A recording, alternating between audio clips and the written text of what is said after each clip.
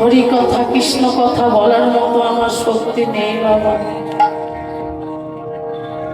যদি আমার গুরু কৃপা করে এই জিহ্বায় বিনা বাদন রতন হয়ে বিরাজ করে, তবেই আমি দুটো হরি কথা কৃষ্ণ কথা বলতে পারি বাবা। একদিন মহাপ্রভু স্বরূপ দামোদরকে ডেকে বলছে, স্বরূপ দামোদর, স্বরূপ দামোদর, আমায় দুটি কৃষ্ণ কথা শোনাও না। স্বরূপ দামোদর বলছে, প্রভু কৃষ্ণ কথা আমি কি বা জানি, জানে রায় রামানন্দ, তুমি রামানন্দের কাছে যাও। দামোদর, আমি রামানন্দকে পাবো? প্রভু, রায় রামানন্দ তিথি অনুযায়ী ওই গোদাবরী তীরে স্নান করতে আসে। গোদাবরীর তীরে গেলে রায় রামানন্দের সঙ্গে সাক্ষাৎ হবে।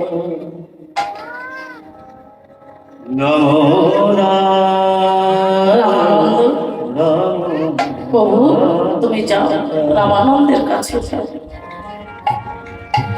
প্রভু দামোদর কিনারায় যখন বসে আছে, মা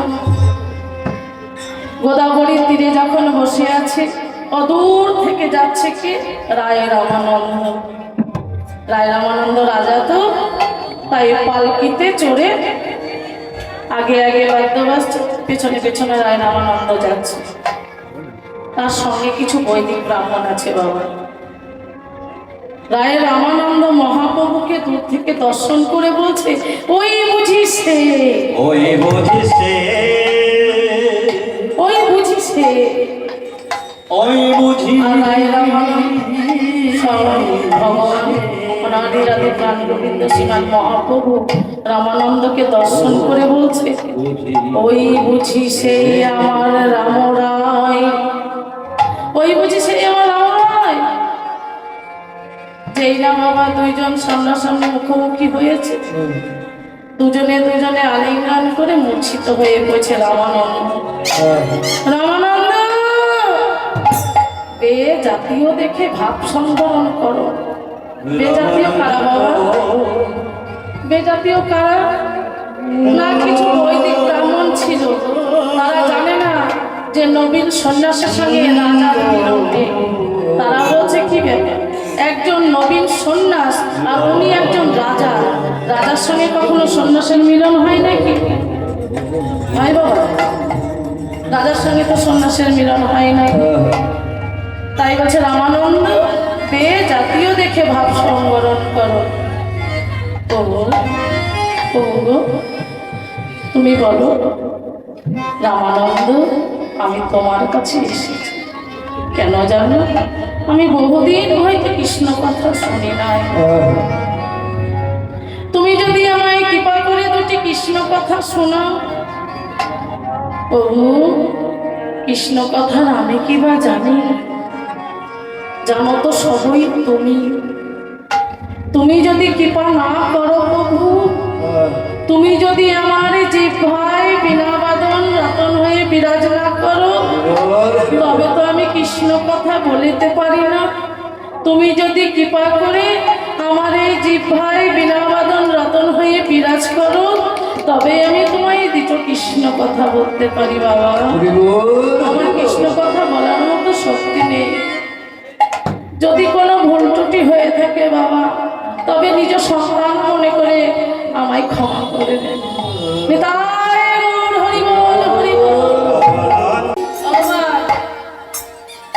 আমার গৌরাঙ্গ মহাপ্রভু কি বলছে? বলছে আজুরে গৌরাঙ্গের মনে কিভাবে উঠিল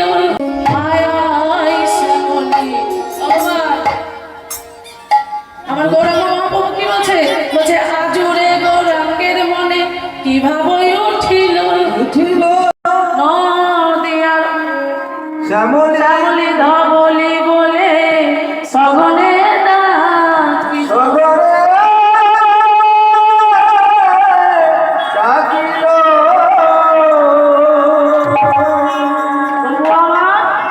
কি হয়েছে আজকে পুরবের ভাব মনে পড়ছে। কোন পুরবের ভাব? না বৃন্দাবনের ভাবে ভাবিত হয়েছে। কোথায়? না শচীর আঙিনায় বসে। শচীর আঙিনায় বসে আজ মহাপ্রভু আমার শ্যামলী ধাবলী বলে ডাকছে। শ্যামলী ধাবলী কে গো? বৃন্দাবনের দুটোই প্রসিদ্ধ গাভী, খুব প্রিয় গাভী। বৃন্দাবনের দুটো প্রিয় গাভী, এই গাভী দুটির নাম হলো শ্যামলী আর ধবলী। তো এই শ্যামলী ধবলী বলে গৌরাঙ্গ মহাপ্রভু বারবার ডাকছে, বলে আই শ্যামলী আই ধবলী। এই শ্যামলী ধবলী বলে ডাকতে ডাকতে আজকে গৌরাঙ্গ মহাপ্রভু আমার মনে পড়েছে ওই পুরবের ভাব, পুরবের ভাবে ভাবিত হয়ে শ্যামলী ধবলী বলে ডাকছে। রসরাজ গৌরহরি যখন শ্যামলী ধবলী বলে ডাকছে, পদকর্তা কি বলছেন? বলছেন সতীর নন্দন হলো যে হলো আমার বৃন্দাবনের সচির নন্দন, সে আজ কি হয়েছে? বলছে গৌরহরি সচিসূত। সচিসূত হলো যে বলরাম হইল নিতাই, রাধার ভাব ধরি ভাব কান্তি ধরি, রাধা ভাব কান্তি ধরি এবার নদিয়ায় হলো গৌর গৌর হরি। নদিয়ায় হলেন গৌর হরি আমার। কি বলছে? সেই তো প্রভু এসেছে আমার, নদিয়া নবদ্বীপে এসেছে, হচ্ছে এরাই তারা তারা এরা, সেই তো প্রভু এসেছে। হই হই কে করছে গো? হই হই আজ গৌর সুন্দর আমার হই হই করছে। কিভাবে ভাবিত হয়ে হই হই করছে? না বৃন্দাবনের ভাবে ভাবিত হয়ে আজকে হই হই। কোন ধেনু চালাবার জন্য ধেনুর পালদেরকে নিয়ে হই হই করছে তো, তার হই হই যখন করছে, কারণ আজ গৌরহরি আমার হই হই হই। নদিয়ার পথে পথে ভাবে ভাবিত হয়ে গৌরহরি আমার হই হই করছে। কাকে তাড়াচ্ছে? হই হই করে পদকর্তাকে বলছে। পদকর্তা বলছে হই হই, সত্যি কি গৌরহরি আমার আজকে ভোজভাবে ভাবিত হয়ে ধেনুর পাল চড়াচ্ছে, হই হই করে নিয়ে যাচ্ছে? হ্যাঁ গো বাবা, সত্যি কি তা? বলছে হ্যাঁ সত্যই তাই। আজ গৌরহরি আমার এক হলো বৃন্দাবনের ভাবে ভাবিত হয়ে হই হই করছে। বৃন্দাবনের ভাবে ভাবিত হয়ে গরুর পাল মানে রাখালিয়া স্বভাব তো বাবা, রাখালিয়া স্বভাব কোথায় জানে? রাখালিয়া স্বভাব তো আর ছুটবে না। তাহলে হই হই করে কি করছে? না গরুর পালগুলোকে নিয়ে জড়ো করছে। বলে হই হই রবি গোরা ফেরাই পাচনি, হই হই রবি গোরা ফিরায় পাচনি। হই হই হই হই করছে। আমাদের মানব দেহে যে নবদ্বীপ আছে না বাবা, এই মানব দেহের নবদ্বীপে কিছু অমানুষ বাস করে গো, অমানুষ। তারা জানো? কাম ক্রোধ লোভ মোহ মদ মাৎসর্য, পাঁচটি জ্ঞানেন্দ্রিয়, পাঁচটি কর্মেন্দ্রিয়। জ্ঞানেন্দ্রিয় কি? চক্ষু কর্ণ নাসিকা জিহ্বা ত্বক, পাক পাক পানি পাক বায়ু বস্তু, এই যে 16টি অমানুষ বসবাস করছে, তাদের মধ্যে বাবা 3 জন আছে কঠিন। 3 জন মানুষ আছে কঠিন। সেই 3 জন মানুষকে কাম ক্রোধ লোভ, থাকো বাবা, এই কাম ক্রোধ লোভকে কেউ ধরে রাখতে পারে? এই মানব জন্মে, আমাদের এই মানব জন্ম দুর্লভ জন্ম দেবে তো বেশ, তুমি আমার নাম করলে আমি তোমায় 2 টাকা রুজি দেব। কিছুদিন যাবত পর তার 2 টাকা রুজি হয়েছে বাবা। মহাপ্রভু আমার ছুটতে ছুটতে এসেছে, এসে বলছে ওগো কলিহতজি, এবার তো তোমার 2 টাকা রুজি হয়েছে, এবার তুমি নাম করো। বলছে প্রভু এই 2 টাকা রুজিতে আমার সংসার যাচ্ছে না। কৃপা করে যদি তুমি আমায় 3 টাকা রুজি দাও, তাহলে আমি তোমার নাম করব। বেশ, তাই হবে। কিছুদিন যাবত পর তার 3 টাকা রুজি হয়েছে বাবা। যেই না 3 টাকা রুজি হয়েছে, আমি মহাপ্রভু আবার ছুটতে ছুটতে এসেছে। এবার তো তোমার 3 টাকা রুজি হয়েছে, এবার তুমি নাম করো। বলে প্রভু, ওই 3 টাকা রুজিতে আমার সংসারে যাচ্ছে না, তুমি কৃপা করে যদি 5 টাকা রুজি দিতে। বেশ, তোমার 5 টাকা রুজিতে যদি নাম হয়, আমি তোমায় 5 টাকা রুজি দেব। আর যেই না 5 টাকা রুজি হয়েছে বাবা, আবার মহাপ্রভু ছুটতে ছুটতে এসেছে। এবার তো তোমার 5 টাকা রুজি হয়েছে, এবার তুমি নাম করো। ও, 5 টাকা রুজি তো হয়েছে, আমার সংসার তো যাচ্ছে, তবে আমি যে বসে নাম করব, আমার ওই ঘরে ছাউনিটি দিয়ে জল পড়ে। তুমি কৃপা করে যদি আমার ওই ছাউনিটির ছাদ পিটা করে দাও। কৃপা করে কিছুদিন যাবৎ পরে বাবা তার কাছে গেছে। বেশ, তোমার আমি ছাদ পিটা দালান করে দেবো, তুমি নাম করবে তো? বলে হ্যাঁ প্রভু, আমি তোমার নাম করব। কিছুদিন পরে তার ছাদ পিটা দালান হয়েছে বাবা। যেই না ছাদ পিটা দালান হয়েছে, মহাপ্রভু আবার ছুটতে ছুটতে গেছে।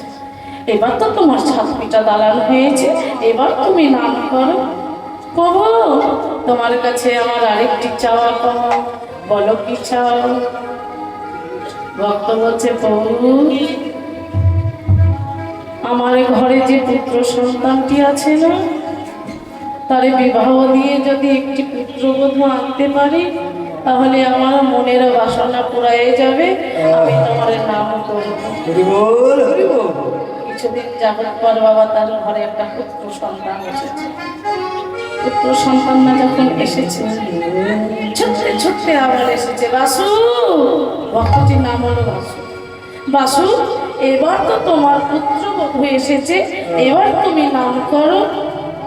প্রভু, আমার মনের আরেকটি বাসনা, আরেকটি চাওয়া পাওয়া। বলে বলো, তুমি কি চাও? বলে প্রভু, আমার যে ঘরে পুত্রবধূটি এসেছে না, তার আমার ঘরে যদি একটি নাতিপুতি হতো, আমি তার মুখটি দেখে সংসার থেকে মুক্ত হয়ে যেত। বেশ, তাই হবে। কিছুদিন পরে তার ঘরে একটা নাতি ছেলে হয়েছে বাবা। যেই না নাতি ছেলে হয়েছে, মহাপ্রভু আবার ছুটতে ছুটতে এসেছে। এবার তো বাসু, তোমার ঘরে নাতি ছেলে হয়েছে, এবার তুমি নাম করো। প্রভু, তোমার কাছে আমার আরেকটি চাওয়া পাওয়া, বলো কি চাও? প্রভু, আমার যে পুত্রবধূটি হয়েছে না, আমার যে নাতিটি হয়েছে না, তারা না বাবা কেউ রোদে মার্কেট করতে যেতে পারে না। তুমি যদি কৃপা করে একটি 4 চাকার গাড়ি দিতে, তুমি যদি একটি 4 চাকার গাড়ি দিতে। বেশ, তাই হবে। কিছুদিন পরে তার বাবা 4 চাকা একটা গাড়ি হয়েছে, বাড়ি হয়েছে, ব্যাংক ব্যালেন্স হয়েছে, তথাপিও সে নাম করে সর্বঙ্গে ফোসা নিয়ে নিয়ে উঠেছে। ছুটতে ছুটতে অর্ধাঙ্গিনীর কাছে গিয়ে বলছে, অর্ধাঙ্গিনী, অর্ধাঙ্গিনী,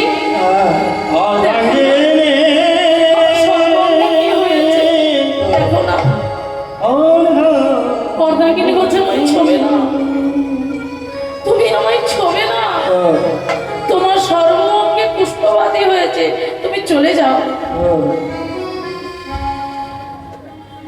ছিল বাবা 3 তলায়, সর্বঙ্গে যখন পুষ্টবাদী হয়ে গেছে, নামিয়ে দিল দোতলায়। দোতলায় যখন নামিয়ে দিল বাবা, উজ রক্ত খুশে খুশে পড়ছে মাংস। পুত্রকে ডেকে বলছে, ওরে, তোর বাবার গা দিয়ে বড় দুর্গন্ধ বেরিয়েছে। তোর বাবাকে দিয়ে আয় ওই বৈঠকখানায়। আগেকার দিনে 8 দুয়ারি 5 দুয়ারি ঘর ছিল না বাবা? সেই 5 দুয়ারি ঘরের বারান্দার মধ্যে একটি চৌকির ওপরে বাসুকে শুয়ে দিয়ে বলছে, এখানেই তুমি থাকবে। রাস্তা দিয়ে যে যায়, ওগো কে যাও, আমায় 1 মালয় জল দাও না, আমি সেবা করব। ওগো কে যাও, আমায় কিছু খাবার দাও, আমি সেবা করব। অর্ধাঙ্গিনী ছুটতে ছুটতে বেরিয়ে এসে বলছে, তোমার লজ্জা করে না? আমরা তোমায় খেতে দিই না, আমরা তোমায় জল দিই না, যে যায় তার কাছে খাবার চাও। এই কখনো চাইবে না, তোমায় বলে দিলাম, আর কখনো চাইবে না। ঘরে গিয়ে বলছে, ওরে তোর বাবার বড় জ্বালা বেরিয়েছে, তোর বাবাকে আর ঘরে রাখা যাচ্ছে না, তোর বাবাকে দিয়ে এই বনবাসে। বাসর কর্ণমূলে এসে সব পৌঁছিয়েছে বাবা। বাসর কর্ণমূলে যখন এসে সব পৌঁছিয়েছে, তখন বাসু বলছে, আমি তো আর এই ঘরে রাখতে পারবো না। পুত্র এসে বলছে, বাবা ও বাবা, চলো একটা গঙ্গাস্থান স্থিতি আছে, তোমায় আমি গঙ্গা স্নান করিয়ে নিয়ে আসি। বাবা যখন পুত্র যখন বাবার হাতটি ধরে নিয়ে যাচ্ছে, যেতে যেতে এমন সময় শান্তিপুরের পথে গঙ্গার ধারে একটি বট গাছ দেখেছে। ওই বট গাছের নিচে বাবাকে বসিয়ে রেখে পুত্র বলছে, বাবা ও বাবা, তুমি একটু বসো না, আমি তোমার জন্য পরিধান করবা বস্ত্রটা আনতে ভুলে গেছি, তোমাকে যে মাথা মুছিয়ে দেব সেই গামছাটি আনতে ভুলে গেছি, তুমি একটু বসো, এই যাবো আর এই আসবো। বাবাকে রেখে ছেলে চলে গেলেন। তখন বাসুকি বলছে, জানো বাবা, হে অনাদিরাদি প্রাণ গোবিন্দ, আমার দেহের মধ্যে যে জ্বালা পোড়া হচ্ছে, আমি আর সহ্য করতে পারছি, তুমি কৃপা করো প্রভু।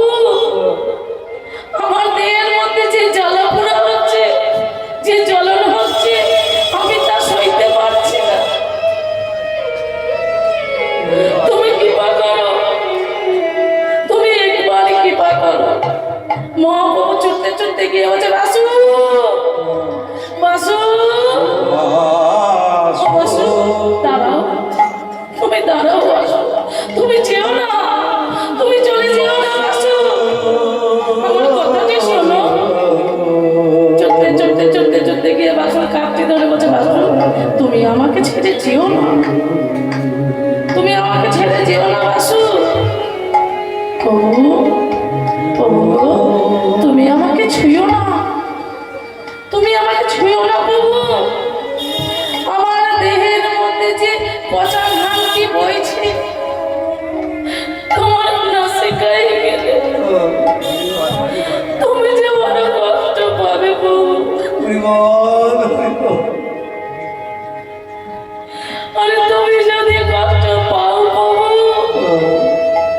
আমিও যে বড় কষ্ট পাবো, তাই আমাকে ছেড়ে তুমি আমাকে ছুঁয়ো না। দাঁড়াও বাসু, দাঁড়াও দাঁড়াও, তুমি আমার কথাটি শোনো,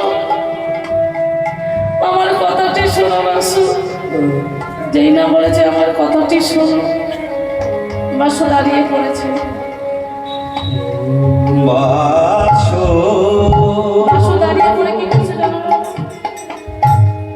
বাসো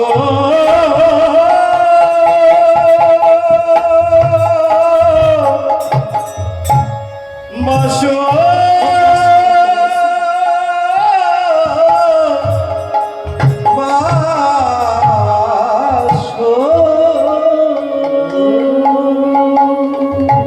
বাসু গঙ্গা স্নান করে এসো। বাসনা যে গঙ্গা স্নান করতে গেছে বাবা, এমন সময় আমরা যখন হেলায় হেলায় দিন কাটালাম, কেউ একবার বললাম না হরি তোমার হলাম, বলছি না হরি তোমার হলাম বলে কেউ একবার বলল। একবারে কেউ গিয়ে দাঁড়ালাম না, বলি হয়তো যে আমরা খুব পারি, আমাদের মধ্যে বড় হিংসা, অহংকার, আমরা হিংসা করি, অহংকার করি। যেখানে হরি কথা কৃষ্ণ কথা হয় সেখানে আমরা যাই না, যেখানে আমসঙ্গ হয়, যেখানে আমি কথা হয় সেখানে আমরা যাই, যাই না? এই দেখো বাবা, এত সুন্দর এই যে হরিবাসর, এত সুন্দর জায়গা, এই যে হরি কথা কৃষ্ণ কথা, হতে হতে যদি সামনে একটা রাস্তায় কোনো অ্যাক্সিডেন্ট হয় সবাই মিলে কিন্তু চলে যাবে, চাই গিয়ে দেখে আসি এই রাস্তাটায় কিসের গন্ডগোল হয়েছে। কিন্তু হরি কথা কৃষ্ণ কথা হচ্ছে সেখানে তো চাই না। এত সুন্দর দুর্লভজনক পেয়ে মানবজনক পেয়ে আমরা দিন কাটানো, লাই লাই কেউ হরি বললাম, কেউ হরি বললাম না, কেউ হরিশ বললাম না। মহাপ্রভু বলছে তোমরা কেউ আমার কথা শোনো, তোমরা এসে হরি নাম করো, নামে দেবে না। এখন কোথায় যাবো? আমার কোথায় যাবো গো? সে নাম বৃন্দাবন। হ্যাঁ গো বাবা, তোমরা পায়ে হেঁটে যাবে না মনোরথে যাবে না জয়ের ধ্বনি দিতে দিতে যাবে? কোনটা? আমরা সবাই মিলে রাধা নামে জয়ের ধ্বনি দিতে দিতে আমরা সবাই মিলে শ্রীরাম বৃন্দাবনে প্রবেশ করব।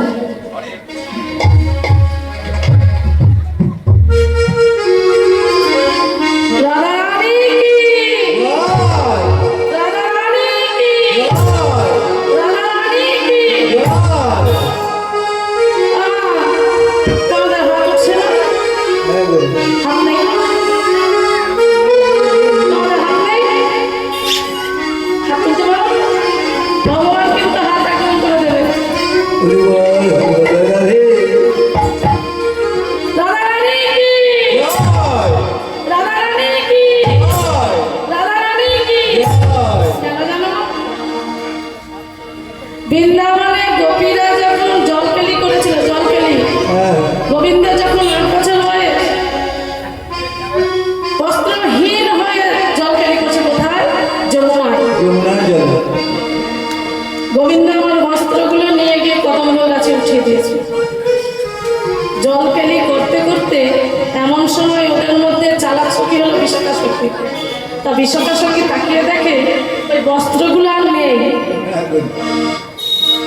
গোবিন্দ কোথায় গেল, আমাদের বস্ত্র কোথায় গেল?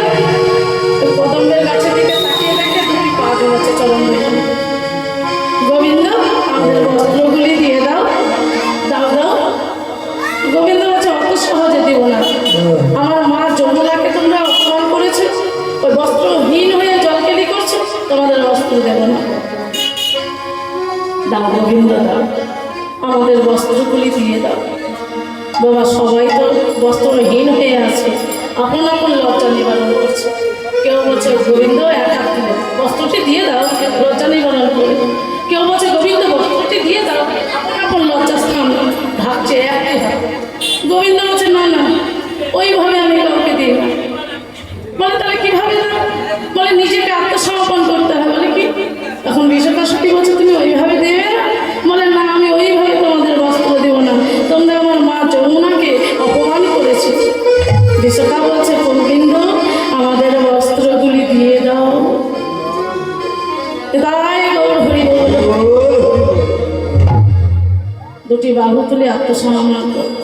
বাবা এই যে জয়ধ্বনি দিয়া 2টি বাহু তোলা, এইগুলো গোবিন্দকে আত্মসমর্পণ করে দিয়া। এই দেহের মধ্যে কিছু রাখতে নেই, সমস্ত কিছু অর্পণ করে দিতে হয় গোবিন্দের চরণে। যাই হোক বাবা, চলো আমরা সবাই মিলে এবার জয়ধ্বনি দিতে দিতে বৃন্দাবনে গিয়ে পৌঁছাই। আমাদের আজকের আলোচ্য বিষয় হলো ভগবান শ্রীকৃষ্ণের গোষ্ঠী গমন। আজ প্রাতঃকালে সকল রাখালগণরা প্রাত ভোজন সমাধান করে চলেছে।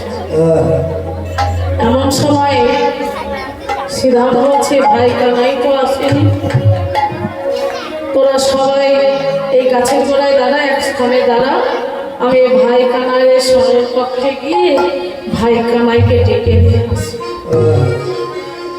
ভাই কানাইয়ের সময়ের পক্ষে গিয়ে দেখছে ভাই কানাই এখনো ঘর থেকে উঠে।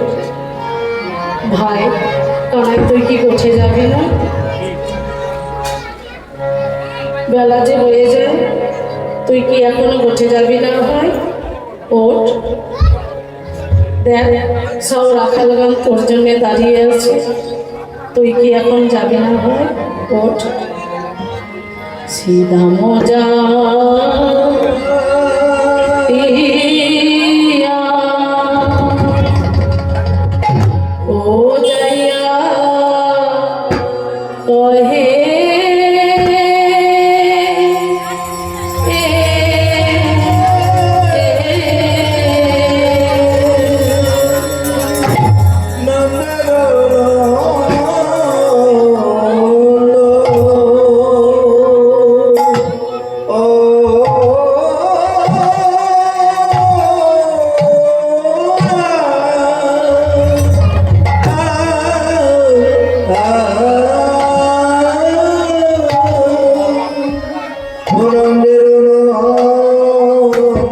নরে